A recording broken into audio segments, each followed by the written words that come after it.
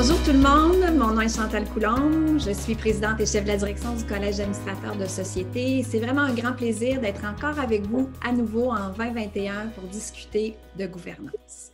Notre premier entretien de l'année va s'inscrire dans un tout nouveau projet qu'on a mis en branle au collège, la gouvernance en 15 épisodes présentés par l'AMF.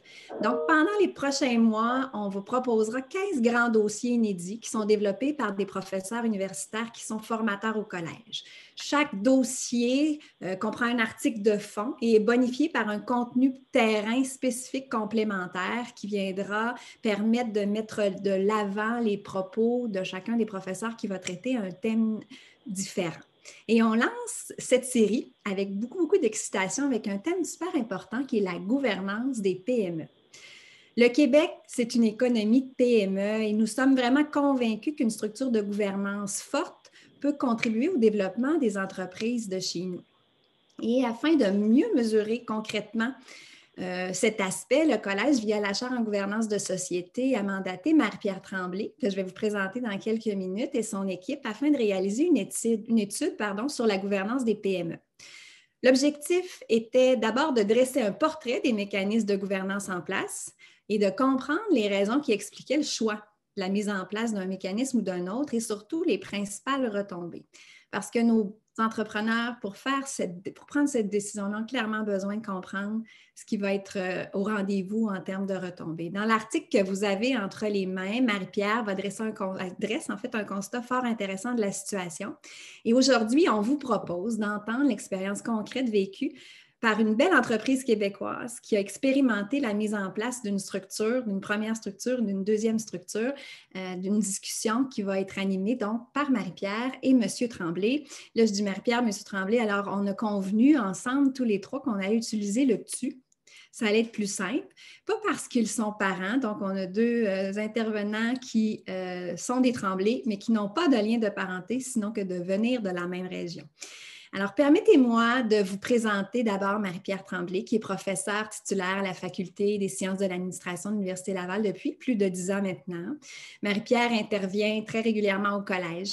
Elle est titulaire de la chaire en leadership en enseignement sur le développement de l'esprit d'entreprendre et de l'entrepreneuriat, qui a été lancé en 2018.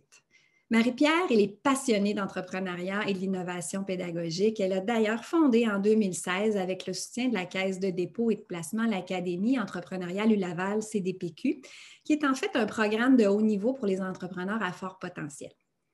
Elle est membre de plusieurs conseils d'administration, dont Entrepreneuriat Laval depuis 2016. Elle en a d'ailleurs assuré la présidence de 2017 à 2020.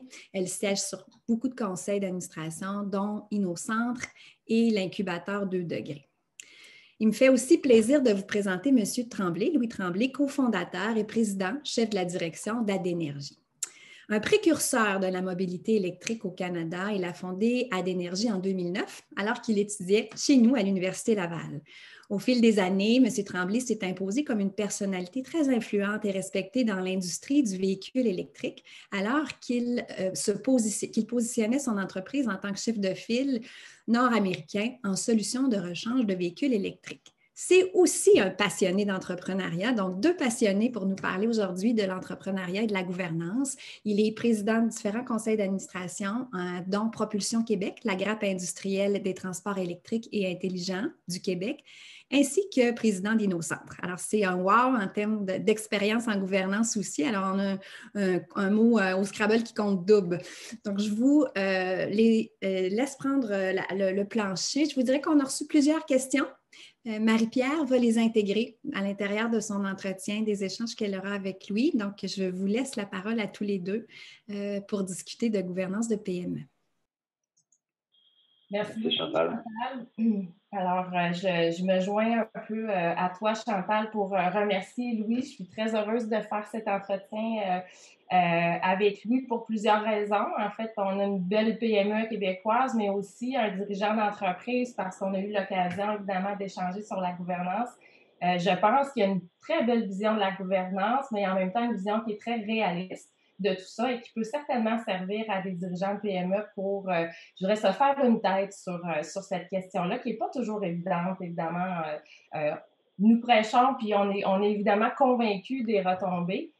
Alors, voilà, je pense que c'est un très, très beau coup d'envoi et c'est une belle façon de lancer cette discussion-là. Alors, d'entrée de jeu, Louis, j'aurais envie pour mettre en contexte, de te laisser nous raconter un peu l'historique de l'entreprise d'Adénergie et surtout au regard de la gouvernance, c'est-à-dire comment c'est placé dans l'histoire d'Adénergie, la gouvernance d'entreprise, autant par comité consultatif, conseil d'administration. Donc, je te laisse peut-être mettre la table pour ensuite aller plus en profondeur sur certains aspects. Excellent. Ben, merci Marie-Pierre. Merci de l'opportunité. Puis oui, je vais essayer de mettre la présentation de mon entreprise dans le contexte. Puis je vais commencer par parler de vision. Puis je vais revenir à la fin sur cette vision-là. Mais moi, je suis né entrepreneur. Depuis aussi longtemps que je me rappelle, j'ai toujours voulu créer une entreprise, puis je vais dire ça comme ça, mais une entreprise qui a tout respect, là, parce que j'aime cuisiner aussi, mais je voulais pas un petit restaurant du coin. Je voulais créer quelque chose de gros. J'avais beaucoup d'ambition, de vision. Puis, durant mes études à l'Université Laval, justement, j'ai créé en 2004 un projet de concevoir un véhicule électrique. C'est là où est-ce que j'ai commencé vraiment à voir que peut-être mon rêve un jour d'avoir mon entreprise pourrait devenir tangible. Puis de 2004 à 2007, ben c'est là que je suis tombé en amour. J'ai eu l'idée de l'entreprise. Je voulais être dans le véhicule électrique, mais le besoin que je cherchais de combler, c'est que je voulais accélérer l'électrification des transports. Puis il est devenu clair pour moi au travers du temps que le vrai problème n'était pas au niveau des véhiculaires. Les véhicules s'en venaient, les grands manufacturiers, pas beaucoup de monde connaissait Tesla. Il y avait plusieurs petits Tesla dans ces années-là, si je me permets. Mais c'est devenu clair que moi, pour électrifier les transports, je répondrais à la question, où je vais me recharger.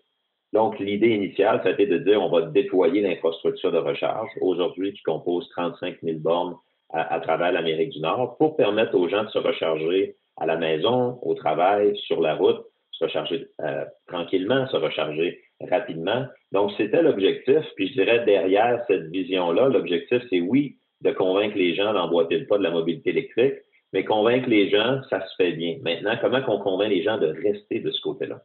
Puis la réponse, c'est en leur offrant une meilleure expérience que le véhicule à essence.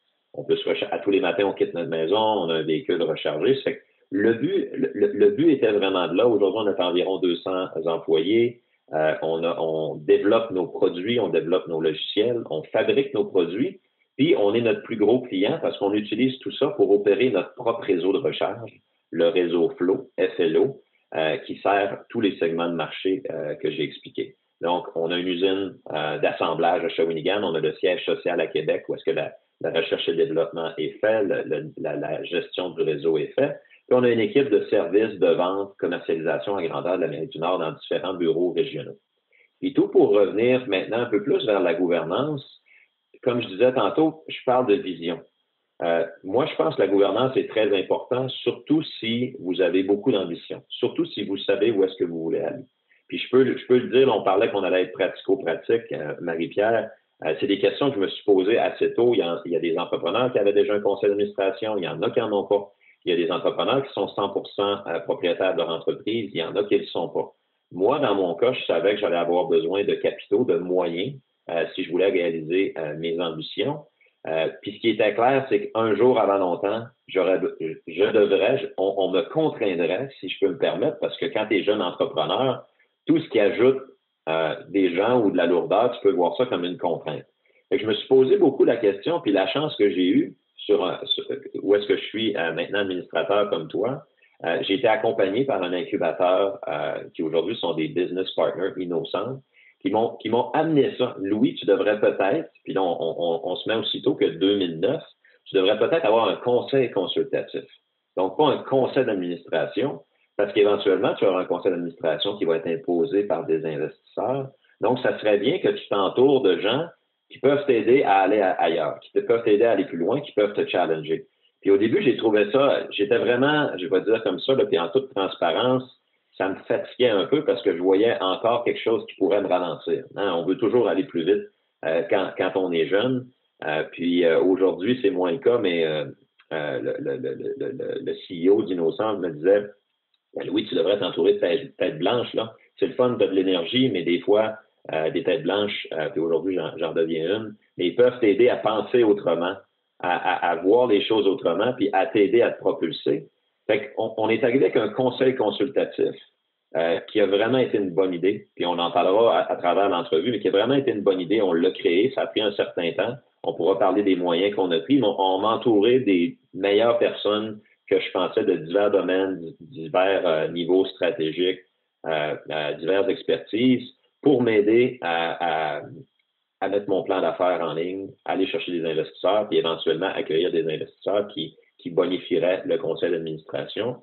C'est ce qui s'est passé. En 2014, j'ai eu besoin de passer vraiment à un conseil d'administration parce que j'ai eu un investisseur à ce moment-là, Investissement Québec, qui m'a demandé d'avoir un conseil d'administration avec des gens qui sont nommés par des actionnaires comme moi ou des actionnaires comme eux, puis de formaliser le tout avec des jetons de présence où est-ce qu'on va rémunérer les gens à un certain niveau, puis on va mettre en place une structure, une convention d'actionnaires qu'on n'avait pas avant ça avec le comité consultatif, mais une convention d'actionnaires qui dicte un peu la gouvernance, le champ, je dirais, d'opération du management, le champ d'opération du conseil d'administration, puis après ça, comment le conseil d'administration va interagir avec les actionnaires qui, eux aussi, peuvent avoir des droits de contrôle, des droits de veto, qui fait partie de la game. Puis je dirais, à mesure que ça a avancé, j'ai eu la chance d'avoir d'autres gros partenaires comme la Caisse de dépôt et de placement qui s'est ajouté,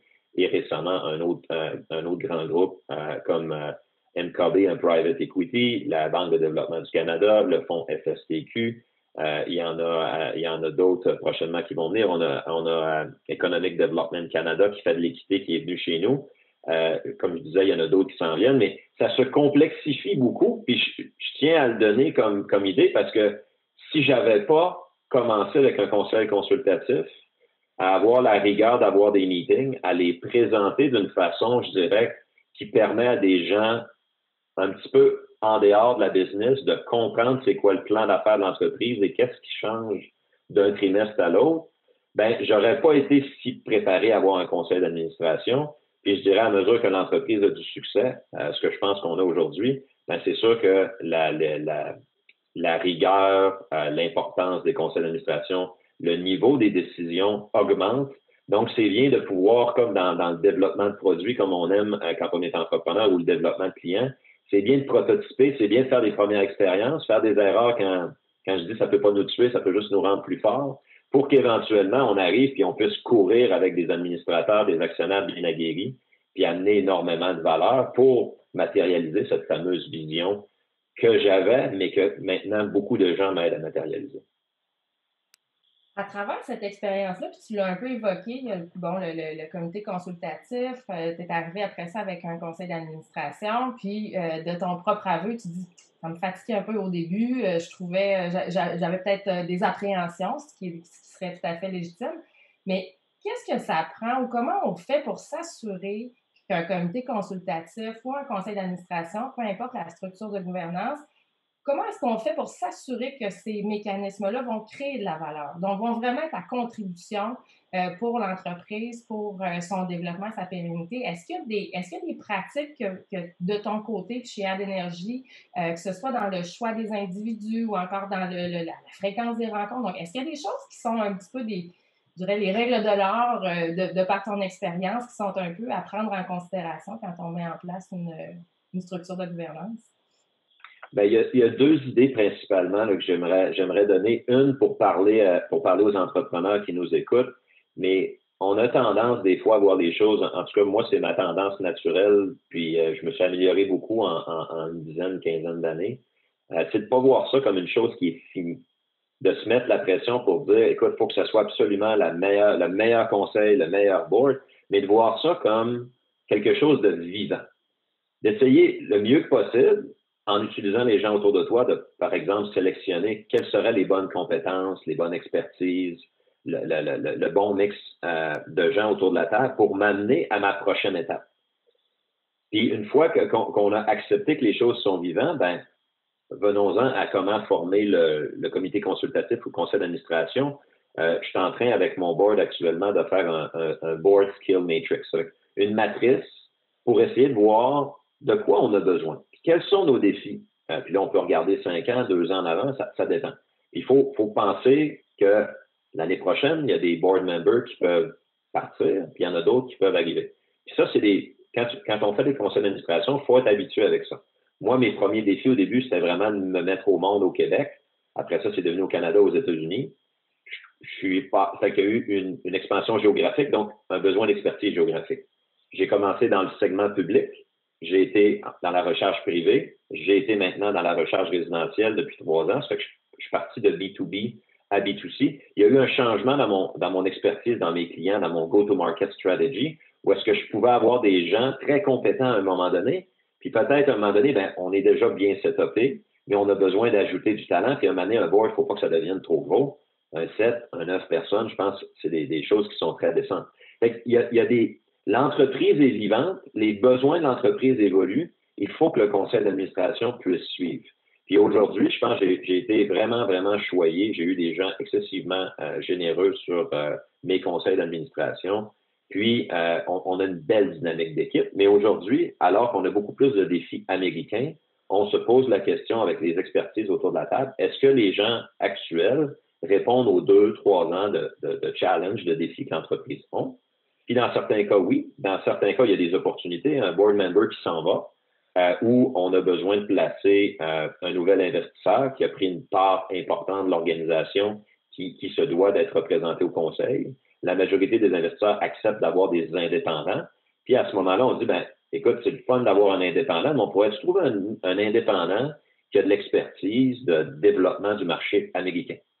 Puis c'est là qu'on peut vraiment faire évoluer le conseil d'administration, toujours en étant très ouvert avec les membres du conseil, en travaillant avec mon chairman, qui m'aide aussi à évoluer là-dessus, à préparer les gens. Puis tu sais, c'est mieux de dire, ben, telle personne va s'en aller demain matin. C'est mieux de dire, écoute, d'ici 6 à 12 mois, vous devez faire un remplacement. Il n'y a personne qui est parti. On a regardé. T'expliques ça aux gens, puis les gens sont habitués, puis apprécient ça.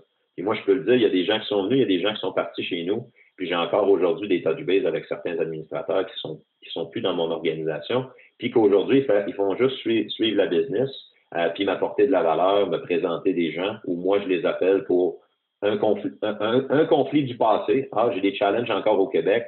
Cette personne-là était bon pour ces enjeux-là. Ben, ils sont toujours généreux de leur temps. C'est quelque chose aussi qui aide à créer un réseau, à se développer à travers le temps.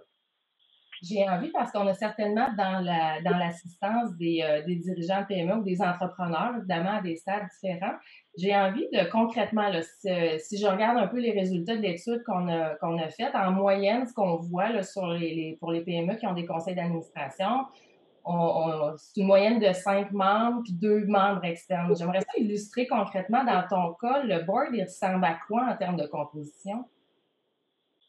Oui. En fait, moi, je suis membre comme CEO. J'ai la capacité d'élire un autre membre.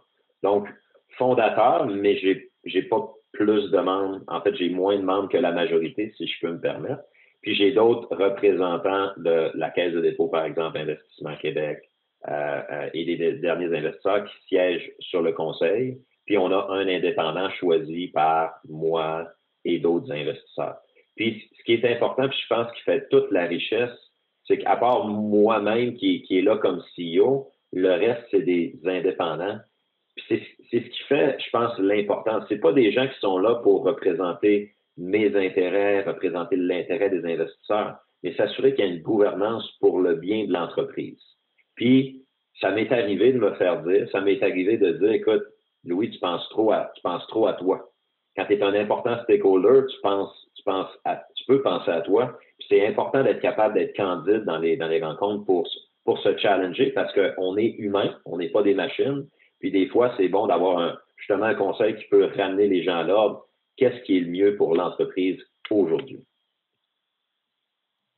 Et dans le fond, une autre pratique, parce que là, tu évoques évidemment, tu es CEO de l'entreprise, donc PDG de l'entreprise. Puis là, je réfère à une autre statistique, évidemment, qu'on a dégagée de cette étude-là, où on a constaté qu'il y avait à peu près 60% des dirigeants d'entreprise qui assuraient aussi la présidence du conseil d'administration.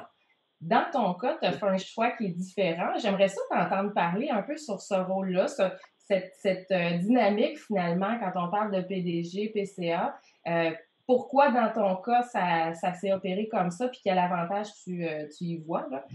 Puis, à la limite, si tu as justement une réaction comme ça sur le 60% des dirigeants d'entreprise qui décident d'assumer ce double rôle-là, je ne sais pas qu'est-ce que ça t'évoque comme réflexion, mais comment tu le situes par rapport à ta propre expérience? C'est sûr qu'il y a plusieurs réalités, puis ça évolue encore une fois, c'est vivant. C'est sûr que moi, initialement, j'aurais préféré contrôler tout ça parce que tu veux t'assurer que ton bébé voit le jour. Mais quand tu as les bons board members, quand tu as la bonne dynamique, quand tu as des gens qui veulent le bien de l'entreprise, moi, je crois fermement que c'est bien de séparer les deux pour la simple et bonne raison que, tu sais, le chairman, je le vois, là, je suis chairman sur 2 conseils, il y a un travail à faire. Je peux le dire, c'est exigeant. Moi, je ne suis pas toujours satisfait de mon rôle de chairmanship parce que l'objectif, c'est que le CEO opère le plan, opère la vision. Puis le chairman, il a un rôle à jouer dans l'interaction avec les board members, dans l'interaction avec les actionnaires, que l'actionnaire soit moi ou des fonds d'investissement, des private equity, pour s'assurer que les gens voient les coûts venir, que les gens voient c'est quoi les décisions majeures qu'il va avoir à prendre. C'est que le chairman, il a un job de préparer les rencontres, de s'assurer qu'il y a une bonne dynamique d'équipe, puis qu'il y ait, je vais dire comme ça, une saine balance entre l'entreprise, qu'ils connaissent le CEO puis où est-ce qu'il veut aller, la vision du CEO, puis à un moment donné qu'il faut bridger le gap. Comme je dis, moi, c'est facile de voir où est-ce que je veux m'en aller, mais il faut que le monde me suive. Puis mon chairman, mes board members m'aident beaucoup à matérialiser ça, à rendre les choses concrètes pour que quand on avance là, à coût de dizaines, centaines de millions, on avance dans la bonne direction, puis les gens aient, en fonction de leur réalité, les investisseurs ont des critères d'investissement, en fonction de leur réalité, puissent voir venir les coûts au lieu d'arriver avec des demandes, tu sais, l'entrepreneur, il fait une girouette. Fait que moi, je vois comme un challenge si tu as à gérer le board, ce que je vois la job du chairman. Toi, tu gères moi, comme CEO, je gère la business. Mon chairman gère le board, puis on est continuellement en communication pour s'assurer qu'on compte l'histoire, on répond aux questions du board pour nous amener dans des situations où est-ce qu'il y a des gens qui ont une connaissance d'1 an, 2 ans, 10 ans même sur mon conseil de l'entreprise, ils puissent nous aider à ajouter de la valeur à un moment X pour prendre une décision pour s'en aller dans une direction qui est Y. Fait que je peux comprendre qu'il y a des gens qui se sentent plus à l'aise à être en contrôle parce que, je le sais, là, quand tu es CEO, tu veux avoir le contrôle. Tu veux pas que ta vision, puis tu connais ta réalité. Mais j'en reviens à l'expression facile qu'on utilise beaucoup. C'est quand tu vas aller loin, ben, faut que le monde autour de toi, il puisse comprendre, additionner, ajouter de la valeur, puis moi me déloader comme CEO sur certaines discussions où est-ce que j'ai pas à être là. J'ai fait mon point, puis j'ai besoin que les gens, les investisseurs, les indépendants puissent le voir de la façon qui est bon pour l'entreprise. Puis ça arrive des fois que ça va à gauche, ça arrive des fois que ça va à droite, mais quand tout le monde vise le succès de l'entreprise, normalement, ça s'en va à la bonne direction.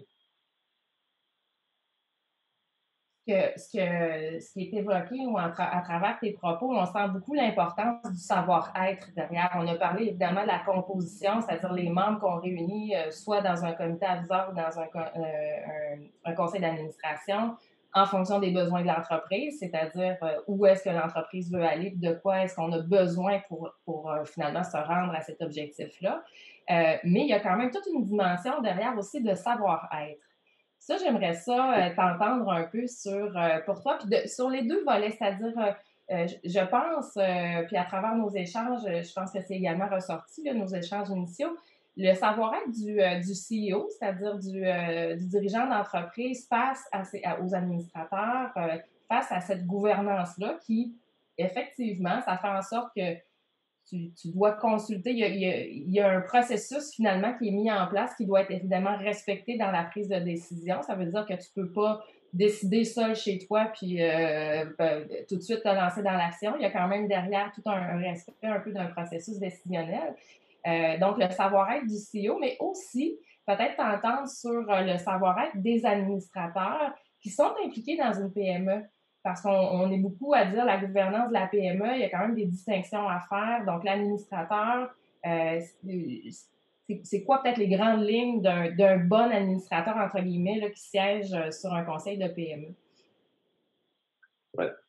c'est dans la même ligne que tantôt, que c'est quelque chose qui évolue. Ça se peut que quelqu'un soit super compétent, ait un super réseau, cadre parfaitement dans ta matrice, puis c'est la personne que tu engages, mais si le fit, comme dans le management d'une équipe, le fit n'est pas là, ça ne fonctionnera pas. Ça ne fonctionnera pas. Puis, comme CEO, on est tous un peu différents. Il y a des choses sur lesquelles c'est très important. Moi, la culture est importante chez nous. Je sais que dans d'autres entreprises, c'est le VPRH qui va gérer ça. Moi, c'est important d'avoir une culture parce que je veux aller loin, parce que j'ai l'intention d'être encore en business dans 30 ans. Fait que les gens autour de moi, c'est ce qui bâtit le plus de valeur, puis mon conseil le sait. Fait que quand j'arrive avec des décisions au niveau de la culture, des investissements, le type de personnes que je veux engager comme leadership, c'est très important. Et pour revenir concrètement à ta question, il faut établir les bases, il faut que le chairman voit comment tu peux opérer. Moi, je dis souvent comme chairman, je veux pas que mes CEO se fassent dire non durant un conseil. Et si je veux pas qu'ils se fassent dire non, je veux pas plus un board qui fait du rubber stamping. Par contre, je veux un board qui est discipliné, qui va lire le matériel en amont des rencontres, puis il y en a beaucoup de matériel. Pour quand on arrive, on n'est pas à parler du légal, mais on parle des vraies choses. Si mon board a des questions importantes, ben, je m'attends à ce que mon chairman, en amont des conseils, a fait du pre-sale, a parlé aux gens, c'est quoi vos oppositions. Puis tout ça est décent. Moi, c'est ce que je fais beaucoup sur mes conseils. Je veux m'assurer que les gens voient les coups venir ou les grandes questions. Puis pour que si on arrive au conseil puis il y a une problématique, ben qu'on puisse s'être préparé, puis à un moment donné, de prendre une décision. Puis, tu sais, des décisions n'ont pas à être prises en consensus un conseil d'administration. Mais c'est là, moi, où est-ce que j'apprécie beaucoup, en tout cas, certainement les membres de mon conseil actuellement, où est-ce que il y a des messages qui vont se passer en amont, il y a des messages qui vont se passer après. Ils vont passer par le chairman ou ils vont m'appeler, indépendamment, ils vont laisser peut-être passer un sujet difficile, 24 heures, puis ils vont me rappeler et dire Louis, il me semble que tu n'étais pas à coche. Hein? Il me semble que ça t'a dérangé. Il me semble que tu étais défensif. Pourquoi? Puis là, on jase, puis finalement, ils m'aident beaucoup à avoir de l'introspection parce qu'à un moment donné, bien qu'ils me connaissent puis ils veulent le bien de l'organisation, mon bien également. Puis c'est là où est-ce que je vois les choses d'une différente façon. Ça fait que je pense que dépendamment des CEO, il y a une dynamique qui s'installe, mais je pense qu'il y a une dynamique, une rigueur de discipline pour être prêt à des conseils. C'est pas juste d'être autour d'une table, c'est de comprendre les défis de l'organisation puis qu'est-ce qu'on a à faire concrètement durant ce meeting-là pour aider l'entrepreneur, pour aider l'entreprise à aller de l'avant. Tu as un peu évoqué à travers ta réponse, évidemment, la préparation. Tu parles de documentation quand même qui est pas négligeable dans le cas de Adénergie que tu partages aux administrateurs. J'aimerais ça t'entendre sur l'information qui est partagée, c'est-à-dire le type d'information. Parce qu'évidemment, pour qu'un conseil d'administration puisse contribuer à la création de valeur, et c'est peut-être un élément ou un message qu'on souhaite aussi passer, évidemment, au PDG d'entreprise qui souhaite mettre en place une gouvernance comme ça, ou quand on l'a, pour arriver à la création de valeur. C'est sûr que l'information joue quand même un rôle important. Peux-tu nous parler un peu de l'expérience chez Adénergie, du type d'information que tu partages avec les administrateurs, puis peut-être aussi, parce que là, évidemment, il y a la préparation, mais concrètement, qu'est-ce qui est discuté, par exemple, dans une rencontre du conseil? Oui. Puis, tu sais, je peux parler aussi de l'évolution à travers les années du conseil consultatif au conseil d'administration. Moi, j'ai appris avec des conseillers en travaillant avec mon conseil sur le tas en partie parce que des fois, tu veux trop en dire, des fois, t'es trop technique, t'es trop dans le détail quotidien, pas assez sur le stratégique. Fait que ça, c'est quelque chose, en tout cas, moi, j'ai appris beaucoup. Puis j'ose croire, je vais dire ça comme ça, je suis pas parfait, mon équipe n'est pas parfaite, mais on s'est amélioré beaucoup. Puis j'ai parlé un peu de mon entreprise. Au début, il faut comprendre que notre entreprise, c'est une entreprise en forte croissance. Si on n'a pas 5 de croissance année après année. Les 4 dernières années, on a fait 71 en moyenne. Il y a des années, c'est au-dessus de 100 C'est sûr que c'est très dynamique en termes de marché, en termes de compétences, en termes de decision making. Fait que dans la documentation, il faut essayer de garder une bonne balance, puis des fois d'avoir plus que les conseils d'administration comme outil de communication. Il peut y avoir des steering committees pour une problématique stratégique. Nous, on a décidé d'avoir certains comités. On pourra en reparler, comité d'audit, comité RH, des fois qui permet d'avoir du matériel plus dense pour certains sujets, comme la rémunération des objectifs, ou est-ce qu'on n'ira pas en parler avec tout le monde parce qu'on veut regarder peut-être plus les décisions stratégiques comme conseil d'administration. Mais l'objectif, c'est d'essayer de donner le meilleur possible la compréhension de la réalité de l'entreprise. Donc, si on est capable de parler de marché, on parle souvent du fameux plan stratégique ou du plan annuel, mais c'est quoi dans la prochaine année qu'on prévoit faire? Puis croyez-le ou non, la majorité du temps, il y a des changements dans une entreprise dynamique. Puis d'amener les opportunités, les disruptors. Qu'est-ce qui nous menace? Qu'est-ce qui est une opportunité dans le plan qu'on a pour la vision que vous savez où est-ce qu'on s'en va? Puis donner du matériel en amont pour dire, ben, ce qu'on aimerait, c'est discuter de telle opportunité. On a une opportunité, je ne sais pas si ça existe chez nous, mais un investisseur, après une ronde de financement, voudrait peut-être rentrer comme partenaire, puis il ne fait pas juste amener d'argent, il amène une valeur stratégique. C'est certain que ça, si je ne prépare pas mon conseil, ben, je vais arriver comme un cheveu sur la soupe, puis ça va être un petit peu plus difficile. Si je prépare mon conseil, qui même va poser des questions à des actionnaires, ben on peut commencer à se positionner par rapport à ça, puis amener éventuellement un certain comité, que ce soit un comité en place, comme le comité d'audit qui peut s'occuper de ça, ou 2-3 personnes qui peuvent être ajoutées avec des experts ou un actionnaire spécifique, puis dire, on a une réalité aujourd'hui, voici l'opportunité d'affaires. Fait qu'on essaye de tricoter un peu le chandail en même temps, amener ça à un certain niveau de maturité pour dire, ben là, je pense qu'on est vraiment dans une décision stratégique où est-ce qu'on aimerait entendre le conseil d'administration, parce qu'on est pas mal sûr qu'il faut aller à gauche, mais quand même, c'est une décision importante, puis on aimerait avoir l'avis des gens. Fait que, je dis pas que les gens vont nous dire, comme je disais tantôt, non, mais il va y avoir des bonnes questions en général qui vont sortir de ça. On va peser le pour et le contre, puis à un moment donné, il va falloir prendre une décision, qu'elle soit unanime ou non. On essaie d'embarquer tout le monde, mais ça se peut qu'il y ait des discussions tranchées qui aient besoin d'être prises. Je faisais deux choses en même temps. Je lisais en même temps une question qui nous vient. En fait, très bonne question. Je vais peut-être la prendre au bon comme ça parce que je la trouve intéressante. Évidemment, tu as parlé de ton rôle à toi, mais la question vient par rapport à tes VP ou d'autres. Est-ce qu'il y a d'autres personnes de l'organisation qui viennent présenter au CA, qui vont partager justement de l'information?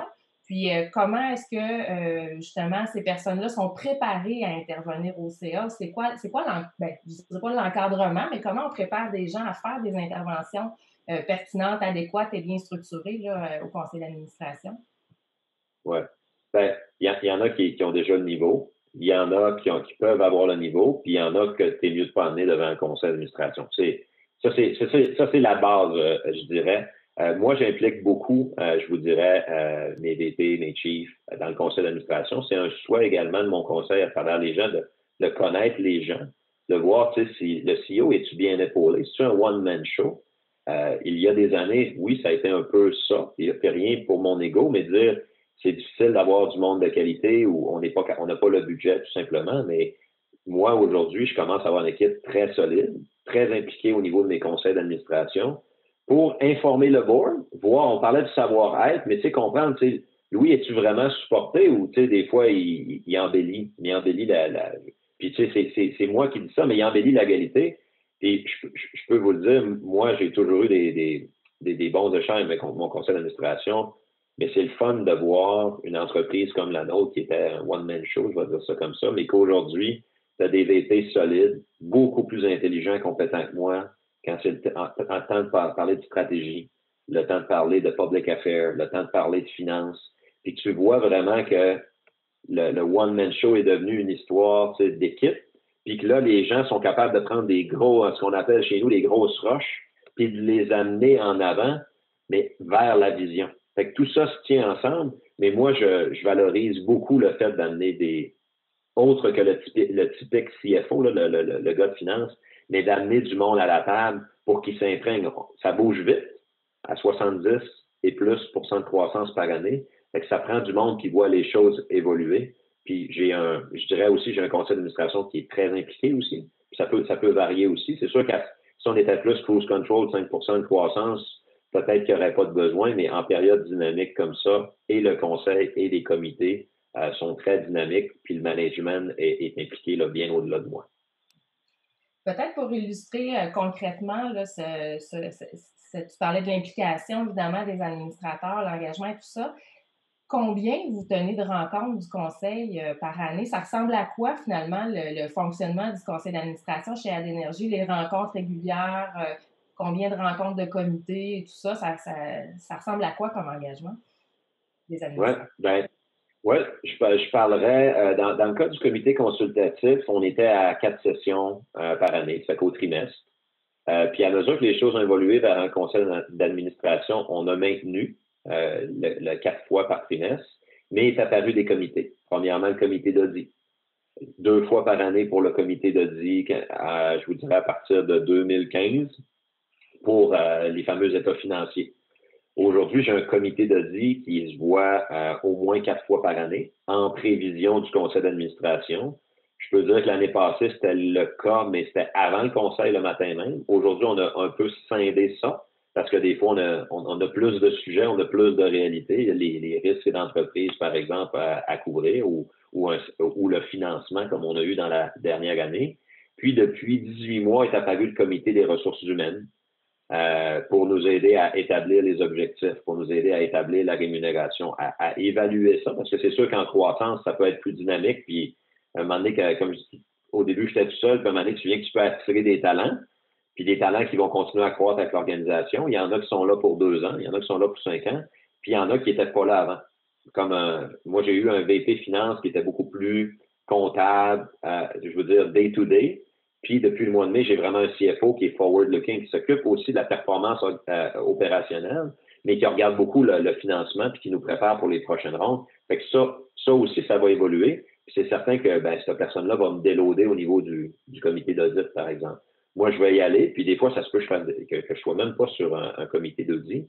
Puis, dans le passé, on a eu des comités ponctuels, des gens qui vont être là pour regarder le financement à un moment X ou par exemple, comme en ce moment, on a un comité, je dirais, stratégique pour regarder parce que le marché est très dynamique. Fait qu'on est en train de revoir un peu la planification stratégique avec eux, puis on va amener ça éventuellement au conseil d'administration. Puis j'ai tendance à dire que c'est le genre de comité qui va probablement se réunir maintenant, en ce moment, je vous dirais 1 fois ou 2, 3 semaines, parce qu'on est en train de travailler au-delà du fait qu'on se réunit pour prendre des décisions.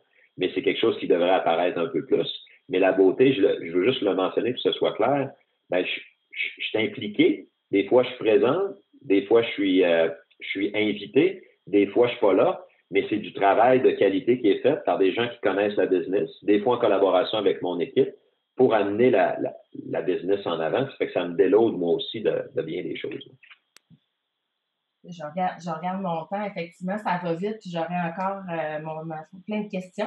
Peut-être pour mettre très rapidement, je vais y aller peut-être des questions en vrac comme ça, mais quand on parle, évidemment, il y a toujours une question qui revient quand on parle de gouvernance dans les PME, parce que les PME sont souvent des entreprises, évidemment, à ressources limitées, là, dépendamment de là où elles sont, mais qu'en est-il de la rémunération dans ton cas? Si on prend le comité, quand tu avais mis en place un comité aviseur consultatif et le CA, est-ce que les administrateurs sont rémunérés?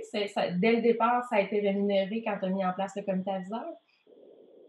Le comité aviseur, non. Puis pour les simples raisons que je n'avais pas beaucoup de moyens, je vais dire ça comme ça, mais je vous dirais la rémunération n'est vraiment pas fonction de la qualité des gens. Ça, c'est vraiment pas le cas. À un moment donné, c'est plus quand tu formalises le tout, les investisseurs vont demander, normalement, on a une grille de rémunération compagnie à tel niveau, on paye un jeton de présence, on paye des déplacements.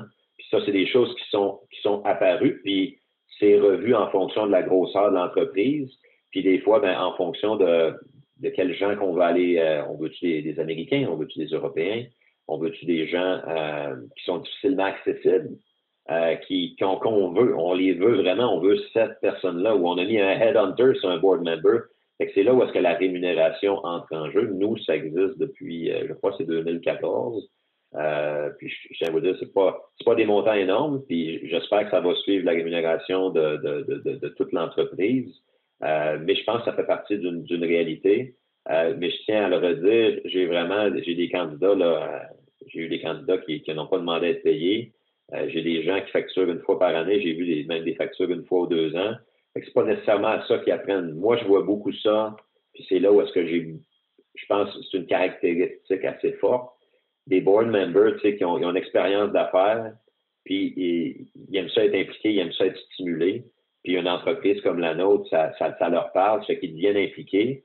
À un moment donné, tout le monde a besoin d'argent pour vivre, je peux dire, mais c'est beaucoup le désir de s'impliquer dans une organisation, puis le plaisir d'accompagner une entreprise, que ce soit pour 1 an ou 10 ans, puis de voir l'entreprise croître, puis de voir que tu as un impact dans une organisation en aidant, je vais dire ça comme ça, à moi qui me pense toujours jeune, mais en aidant un jeune vraiment à matérialiser son rêve, mais en amenant un peu de structure autour de ça. Évidemment, je pense qu'on ne peut pas passer sous silence. On est en ce moment en pleine pandémie depuis trop de mois maintenant, on va se le dire. Quel rôle a joué le conseil d'administration face à cette crise-là? Est-ce qu'il a joué un rôle finalement, ton conseil, ou comment ça s'est vécu chez vous? Peut-être en 1 ou 2 minutes, là. Oui, écoutez, bien franchement, le 13, moi je dis tout le temps le vendredi 13 mars, on a été confinés ou on a commencé le confinement. Nous, ça a commencé là, puis j'avais un conseil d'administration le 27 mars, le vendredi 27 mars. Durant l'heure du midi, M. Trudeau a annoncé le fameux programme pour supporter les entreprises en plein milieu de mon conseil d'administration qui est de 10 heures à 2 heures, par exemple. Tout a changé, mais tout pour dire que tout était très dynamique, mais le conseil d'administration, nous, le rôle qu'il a joué, très bon rôle, c'est nous, on s'en allait pitcher notre planification annuelle le 27 mars. Notre année commence le 1er avril. Il y avait eu un petit peu de pre-sale avant. Mais là, entre le 13 mars et le 27, on a tout refait. On a tout refait, puis essayer de pitcher, c'est un nouveau plan et tout ça. Puis le conseil d'administration, son réflexe, qui a été très bon, c'est de dire, OK, c'est bien beau le plan, là, mais tout bouge, puis by the way, Trudeau vient d'annoncer X. OK. Fait que là, est-ce qu'on peut voir la gestion, la gouvernance, le suivi d'entreprise d'une manière un peu plus day-to-day, ce qui est drôle à dire, parce que souvent, on va être forward-looking, mais là, tout était tellement dynamique. Fait qu'on est venu beaucoup de dire, au lieu d'avoir une planification annuelle, on sait un peu où est-ce qu'on veut aller, on ne sait pas si on va pouvoir. Bon, il a été de semaine en semaine. On a fait beaucoup de scénarios catastrophes. T'as beau avoir un plan de continuité des affaires, il y a beaucoup de choses qui bougent pour essayer de voir comment la subvention nous affecte. Y a-t-il d'autres choses? Pour pas des représentations au gouvernement et ainsi de suite. Pour arriver à un conseil au niveau du mois de juin, où est-ce que là, on avait une meilleure idée de où est-ce qu'on pouvait s'en aller. Puis pour opérer, il fallait approuver un budget. Ça fait qu'on a attendu le budget, mais on a suivi les liquidités. On a suivi les fournisseurs. On a suivi les employés. On a fait des restructurations chez nous. On est devenu un service essentiel avec une petite pause au niveau des opérations. Ça a tout été des choses parce qu'on a été, je dirais, beaucoup plus intense dans le suivi. Mon chairman, je parlais 1, 2, 3 fois semaine pour être, il voulait pas qu'il ne savait pas ce que je faisais, mais lui, il était sur d'autres conseils, il entendait des choses. Il voulait nous aider à s'assurer qu'on voit ça. Puis même moi, ça a eu un impact dans comment j'ai fait le suivi dans les deux regroupements, Innocente et la Grappe. Comment que nous, on allait gérer la crise. Puis on a joué un rôle, on a demandé des choses. Puis à un moment donné, tu te fais dire par ton CEO, moi-même à mon chairman, ben là, c'est nécessaire. Ben, on veut savoir, on veut avoir tel scénario. On aime mieux planifier pour le pire. Puis je pense que c'est là où est-ce que ça... En tout cas, moi, ça m'a beaucoup aidé. Ça ajoute du travail, mais combien qu'il était nécessaire parce qu'on était en période de crise. Aujourd'hui, un peu moins, mais en période de crise.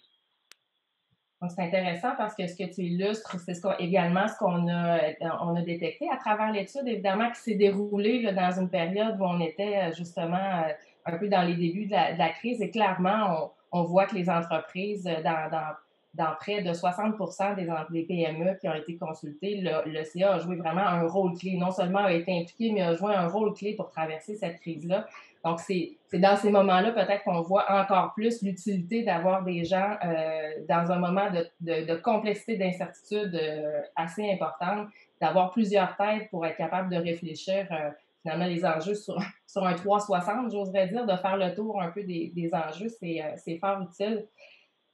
Je trouve ça tellement dommage parce que le temps est pas mal écoulé, puis j'ai comme plein on a des questions. Je sais qu'on n'aura pas réussi à répondre à l'ensemble des questions, mais ce que j'entends dans le fond de ton expérience, Louis, parce que dans ton cas, tu l'as bien dit, c'est un cas où avec des investisseurs, c'était comme obligatoire. C'est-à-dire ça venait avec l'espèce d'enveloppe là, de tout ça, là, cette réalité-là.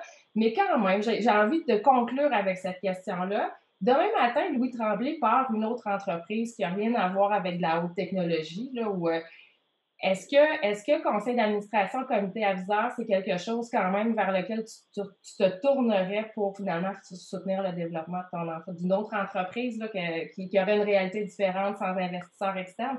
Je challenge, là, on n'avait pas prévu cette question-là, mais est-ce que ton expérience de la gouvernance te permet de dire que c'est un outil qui est vraiment pertinent pour les PME, quelles qu'elles soient?